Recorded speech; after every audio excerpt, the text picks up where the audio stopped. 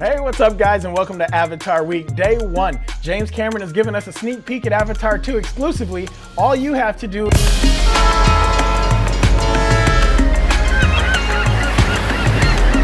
and then you just press play. I hope you guys enjoyed that sneak peek directly from James Cameron himself. So welcome to the first video of Avatar Week here on my channel, and today we're going to be discussing my top 10 reasons the first Avatar is still my favorite film of all time. Now before we get started, I just need a quick refreshment. I advise you guys to take a second right now to go get your own refreshment as well.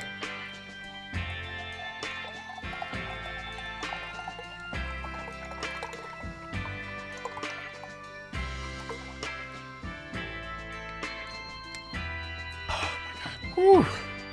The way of water. So reason number 10 is visual effects. Now I know that a lot of people are gonna say, what do you mean? A lot of films have come out since then that have had better visual effects, but the reality is none of them pioneered the way James Cameron did with Avatar. Let's talk about that process. James Cameron pioneered a technology back then in Avatar that is still being used and perfected today in projects like The Mandalorian, Boba Fett, and even Thor, Love and Thunder. And that technology is the use of an actual physical camera in a virtual world. And what made these cameras so special is that they had a front end called a J-Cam that was developed with Sony starting about 10 years prior. And that was the foundation of the HD camera that they used. Each camera had two Sony f950 processors and two J-Cam optical blocks.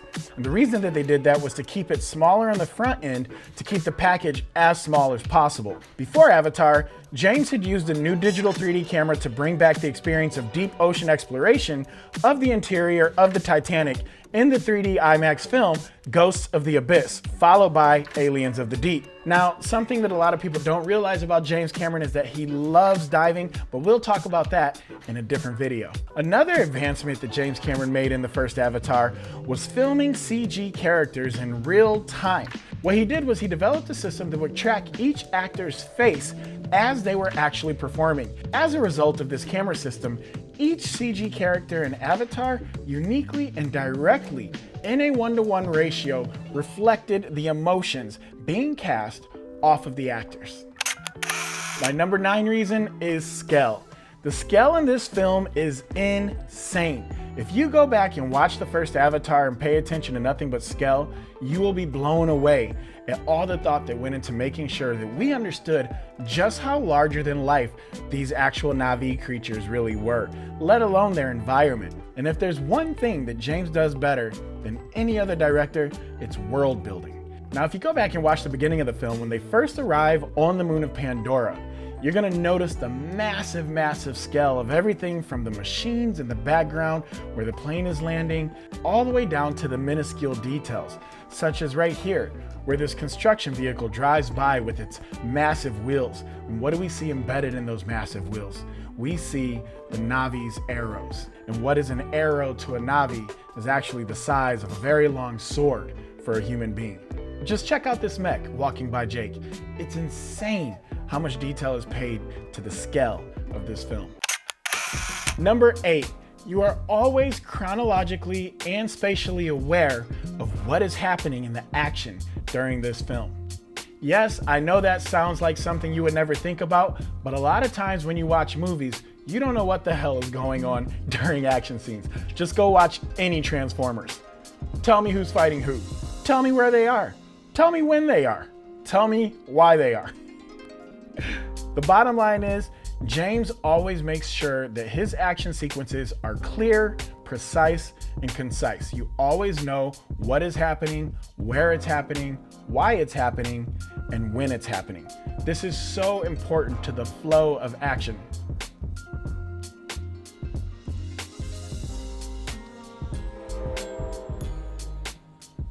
And you'll notice that your favorite action films, you always know what's going on in the action sequences.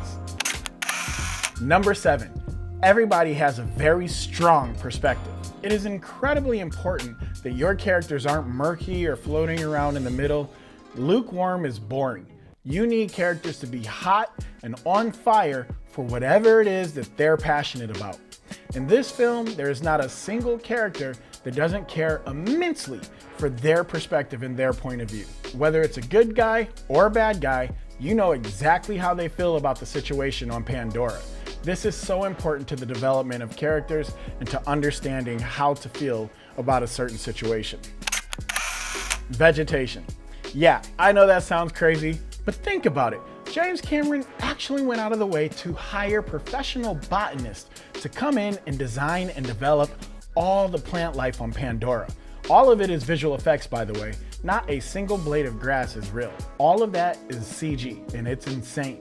There's actually a book, a hardcover book that you can order right now that shows all the plant life on the moon of Pandora, of which there are literally over 400 different types of plant life out there on the moon of Pandora.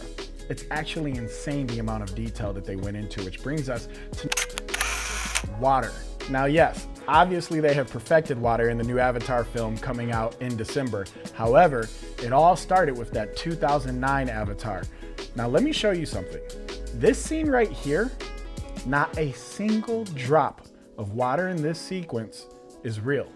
This is all rendered water. Look at the detail. Look at how hyper realistic this is. And that was in 2009. The animals of Avatar. Holy cow, talk about design. Everything from small woodland spirits right on up to six-legged beast dogs. Every living creature in Avatar is fantastical. And they all have their own storylines, by the way. Which brings us to everything in Avatar has its own story. This also includes right down to the animals. There are actual animal arcs in this film. Let's talk about the Thanator. This six-legged dog starts out being the #1 predator and danger to the Na'vi. However, when their moon is threatened by humanity, the Thanator approaches Neytiri and bows down, submitting to Neytiri, offering her the opportunity to bond. I love this next one because a lot of people don't pay attention to this in making films, and it is so important for people like me who pay attention to these small details. But things that happen or lessons that are learned in the beginning of the film have actual payoff later on in the film. There is a sequence early on where Neytiri is teaching Jake how to traverse and navigate the environments and the jungles on the moon of Pandora.